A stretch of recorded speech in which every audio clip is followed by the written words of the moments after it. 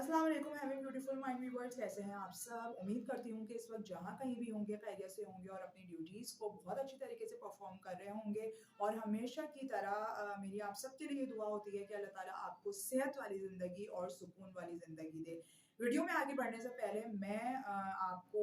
आपसे ये रिक्वेस्ट करना चाहूँगी कि मेरे channel boost up your life with KRK को सब्सक्राइब करना और बेल आइकॉन को प्रेस करना बिल्कुल भी मत भूलिए। क्योंकि हम सबको पता है कि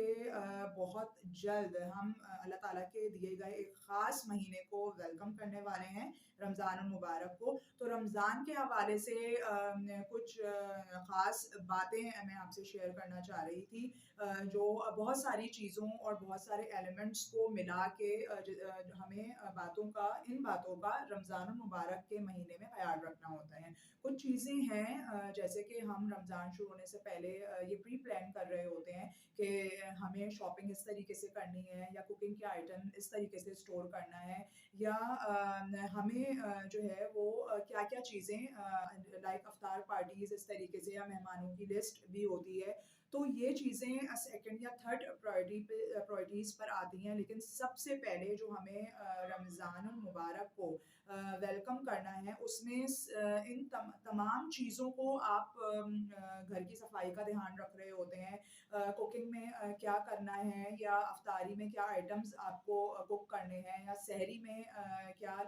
लवाजमात आपको अरेंज करने हैं। इन तमाम चीज़ों का हम बहुत अच्छी तरीके से ख्याल रख रहे होते हैं, लेकिन एक बात ये होती है कि रमज़ान शुरू होने से पहले हमारे दिल और दिमाग में ये ख्याल नहीं होता कि हमें अपने दिलों की सफाई किस तरह करनी है, क्योंकि जब तक हमारा दिल और हमारा दिमाग अपने किसी जानने वाले से अड़ा हुआ है, या हम दिल में उनसे बुग़्ज़ रख के बैठे हुए हैं, या हमारी, तो हम अल्लाह ताला की रहमत भी हासिल नहीं कर सकेंगे। तो ये जो रमज़ान को वेलकम करने के लिए और दिल की सफाई के लिए मैं ये चीज़ें आपको बता रही हूँ, तो ये सिर्फ रमज़ान मुबारक के लिए। सबसे पहले मैं ये नोट करवा दूँ, ज़रूरी नहीं है ये आपको सारा साल इन बातों का, क्योंकि ये अखलाकियात से जुड़ी हुई बातें हैं, तो इन बातों का मुझे हम सबको जो है वो बहुत ज़्यादा ध्यान रखना है, क्योंकि रमज़ान में हर अमल का जो सवाब है वो 70 गुना ज़्यादा अल्लाह ताला की तरफ से बढ़ा दिया जाता है। तो सबसे सुलह सफाई करने, यकीन करें कि पहल आपके करने से कोई भी आपकी इज्जत में या वक़ार में कोई कमी नहीं आएगी। अगर इधर कमी आती है, ज़मीन पर कमी आती है, तो वहाँ आसमानों पे जब आखिरत की ज़िंदगी होगी, तो ये चीज़ नेकी बनकर नेकी की शक्ल में हमें हमारे गुनाहों के आगे खड़ी कर दी जाएगी। तो ये सोचकर हमें कदम जो है वो आगे बढ़ाना है। और सहरी की जो हमारी रूटीन होती है, ज़्यादातर लोग जो बेसिकली एशिया के रहने वाले हैं वो पराठा करते हैं। तो अफ्तारी के लिहाज से कुछ सर्चिंग जो मैंने भी की है, तो अफ्तारी ऐसी होनी चाहिए कि आप सारी चीज़ें खाएँ। इवन मैं ये तो नहीं कहूँगी कि आप फ्राई आइटम्स जो है वो बिल्कुल बंद कर दें, उसूलन बंद कर देने चाहिए। ये होते हैं, तो जब वो फ्राई चीज़ें और वो जो हमारे जूसेस में और शरबतों में इतना ज़्यादा शुगर ऐड हुआ हुआ होता है, तो वो हमारी किडनीज़ पर और फ्राई आइटम्स हमारी हेल्थ पर अच्छा असर नहीं डालते। तो रमज़ान और मुबारक को में इन तमाम चीज़ों का बेसिकली डाइट का हमें ख़्याल रखना है। और सोशल मीडिया पे बहुत सारी ऐसी वेबसाइट्स हैं और ऐसे यूट्यूबर्स के पेजेस हैं जहाँ से आप ऐसी रेसिपीज़ देते हैं जो और उसको अरेंज कर सकते हैं, क्योंकि अभी हमारे पास टाइम है कि हमें अफ्तार और सहर में क्या नंबर ऑफ आइटम्स खाने में रखना है। तो अहम पॉइंट जो कि मेरी नज़रों से कुछ दिनों पहले ही गुजरा है, वो ये कुरान थेरेपी का वर्ड मैंने जो है वो बहुत सर्च किया, और एक उतारा हुआ एक कलाम है जिसमें ना कोई नाउज़ुबिल्लाह शक किया जा सकता है, ना इसके बारे में कोई डाउट रखा जा सकता है। तो व्यूअर्स, हम सबको पता है कि बहुत सारी बीमारियां हमारे इन्वायरमेंट में और लोगों में बहुत बुरी तरीके से फैल चुकी है। ये डाइट प्लस योगा, क्योंकि योगा वो एक्सरसाइज है जो कि आप घर में भी आराम से कर सकते हैं, और इसमें जो ब्रीथिंग कैटेगरीज हैं उन ब्रीथिंग कैटेगरीज को यूज करते हुए आपके हार्मोनिकल प्रॉब्लम्स, आपके स्ट्रेस कंट्रोल के प्रॉब्लम, इवन के इम्यून सिस्टम अगर आपका सही नहीं है, तो इन चीज़ों के जो प्रॉब्लम्स हैं वो योगा थेरेपी से बहुत जल्द और रेगुलर बेसिस पे करने से रिमूव हो सकते हैं। तो एंटी एजिंग थेरेपी में डाइट और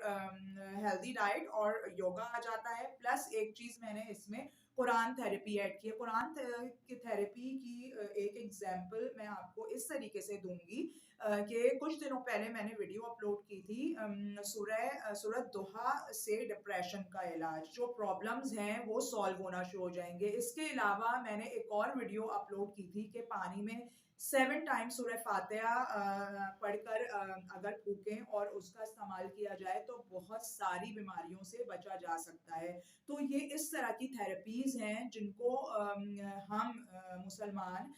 बहुत अच्छी तरीके से अवेल कर ज़रूर ऐड करें, और प्लस कुरान थेरेपी के ट्रीटमेंट से और ट्रीटमेंट ये सोच के करिएगा, कुरान हम डेली लाइफ में पढ़ते ज़रूर हैं, लेकिन आप ट्रीटमेंट ये सोच के करें कि आपका यकीन इस बात पर बहुत पुख्ता होना चाहिए। पूरा रमज़ान जो है वो कोशिश ये भी करते हैं कि, और होनी भी चाहिए किसी हद तक, जो बात सही है कि अफ्तार पार्टीज हैं या आप अपने घर में मेहमानों को जो है वो इनवाइट करते हैं या आपको कहीं इनवाइट किया जा रहा होता है, ये तमाम चीज़ें करें लेकिन एक एतदाल के साथ, अपनी टाइम मैनेजमेंट के साथ, कि आपकी इबादतों का सिलसिला और आपकी नमाजों का सिलसिला या जो तरावी के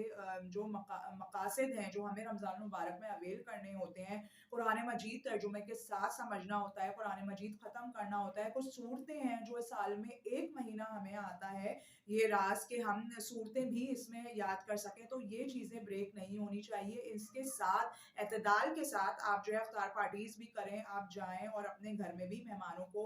जो है वो दावत दें। आज ख़वातीन के लिए एक ख़ास मैसेज ये है कि जल्द अज जल्द, क्योंकि अभी रमज़ान करीम स्टार्ट होने में हमारे पास अभी भी काफ़ी टाइम है, तो ख़वातीन के ऊपर, घरों में हम सब के ऊपर, मुझ समेत, बहुत सारी जिम्मेदारी होती है कि हमें अफ्तारी में क्या बनाना है, अपने सहर में क्या बनाना है। तो उसके लिए कुछ चीज़ें आजकल सोशल मीडिया पे भी कितनी अवेयरनेस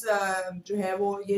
यूट्यूब चैनल के ज़रिए आ गई है, तो यहाँ से आप ये फ़ायदा उठाएं कि अपने कुकिंग टाइम को मैनेज करने के लिए कुछ चीज़ें पहले से स्टोर कर ली जाती हैं। चीज़ें जो स्टोर करने वाली हैं इनको जल्द अज जल्द स्टोर कर लें, ताकि आगे आप रूटीन सेट कर सकें कि आपको रमज़ान मुबारक में इबादतें किस तरीके से करनी, जिसमें कुछ एंटीऑक्सीडेंट ड्रिंक जो हमारी सेहत के लिए बहुत मुफीद है वो भी मैं आपके साथ शेयर करूंगी। दूसरा मैं ये भी शेयर करूंगी कि मैंने अपने रमज़ान मुबारक के लिए कुकिंग के हवाले से क्या चीज़ें जो है वो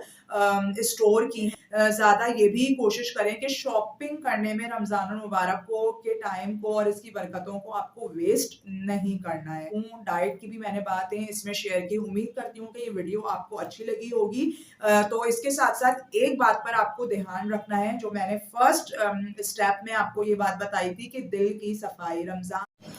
जी, तो बहुत जल्द हम इंशाअल्लाह रमज़ान को वेलकम करने वाले हैं हम सब मुसलमान, और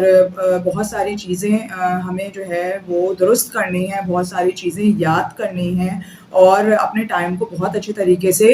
इसको लेके चलना है और मैनेज करना है, और इफ्तार की रूटीन को हमें हेल्दी डाइट पर लेकर आना है। हेल्दी डाइट जो है वो ज़्यादा से ज़्यादा इस्तेमाल करना है, और इसके अलावा प्री प्लान चीज़ें होती हैं जो हमें स्टोर करना होता है, उसको हम जल्द अज जल्द जो है वो फिनिश कर लें, उसको कंप्लीट कर लें, ताकि आगे हमें जो रमज़ान में इबादतों की रूटीन बनानी है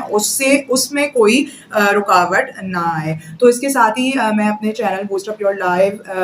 विद KRK से इजाज़त चाहूँगी। उम्मीद करती हूँ ये एक छोटी सी वीडियो आपको समझ में आई होगी, और इसको सुन सुनने के बाद हम सब, मुझ समेत, हम अपने रमज़ान को बहुत अच्छी तरीके से वेलकम कर सकते हैं। तो अब मुझे अपनी वीडियो से इजाज़त दीजिएगा।